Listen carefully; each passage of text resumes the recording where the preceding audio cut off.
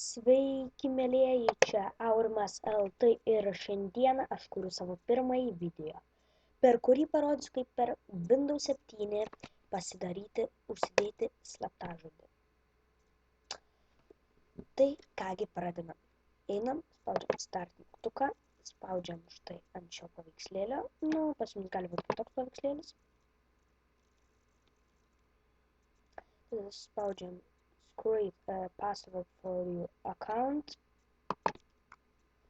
Ne, password. Dabar užsidėkite savo slaptažodį. Štai mano slaptažodį, jūs matysite. Create password. Mes dabar turėtų štai užkros. Štai.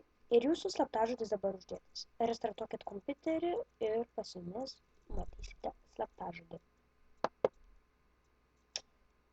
Tai ačiū, kad žiūrėjote.